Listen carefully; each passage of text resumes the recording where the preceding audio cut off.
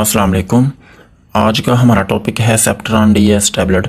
यानी कि आज की वीडियो में हम बात करने वाले हैं कि सेप्ट्रान DS टैबलेट क्या है और इसके क्या क्या इस्तेमाल हो सकते हैं, और लास्ट में हम इसके साइड इफ़ेक्ट्स के बारे में बात करेंगे। सेप्ट्रान DS टैबलेट एक एंटीबायोटिक टैबलेट है और इसको बनाने वाली कंपनी का नाम है GSK, और इसके अंदर जो फार्मूला यूज़ हुआ है उसका नाम है कोट्रिमोक्साजोल। सेप्ट्रान टैबलेट दो तरह की आती है, एक है सेप्ट्रान प्लेन और एक है सेप्ट्रान DS। ये सेम इसी तरह जैसे एक है पैनाडोल और एक है पैनाडोल एक्स्ट्रा।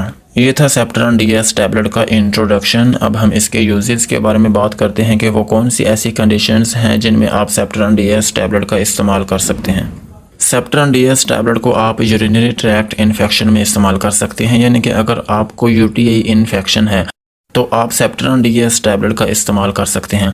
अब इसमें क्या हो सकता है कि आपके पेशाब में कोई मसला हो सकता है, आपके पेशाब में जलन हो सकती है, या फिर आपके पेशाब में कोई रुकावट हो सकती है।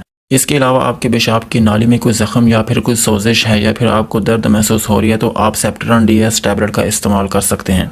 और सेप्ट्रान DS टैबलेट को आप रेस्पिरेटरी ट्रैक्ट इन्फेक्शन में भी यूज़ कर सकते हैं, यानी कि अगर आपको फेफड़ों का मसला है, आपके फेफड़े ख़राब हैं, उनमें कोई इन्फेक्शन है या फिर आपको निमोनिया है, तो आप सेप्ट्रान DS टैबलेट का इस्तेमाल कर सकते हैं। और सेप्ट्रान DS टैबलेट को नोज़ या फिर कान की इन्फेक्शन में भी यूज़ किया जा सकता है, यानी कि अगर किसी शख्स के कान या फिर नोज़ में कोई इन्फेक्शन है, इसमें कोई दाना बन चुका है या फिर इसमें कोई फोड़ा वगैरह बन चुका है, तो आप सेप्ट्रान DS टैबलेट का इस्तेमाल कर सकते हैं। और इसके अलावा सेप्ट्रान DS टैबलेट को आप ज़ख़म पर भी लगा सकते हैं, यानी कि आप सेप्ट्रान DS टैबलेट को पेनिसिलिन इंजेक्शन या फिर 10 लाख इंजेक्शन में मिक्स करें और इसके अंदर वैसलीन मिक्स करें, तो इन तमाम चीज़ों को, इन 3 चीज़ों को मिक्स करके आप अपने ज़ख़म पर भी लगा सकते हैं।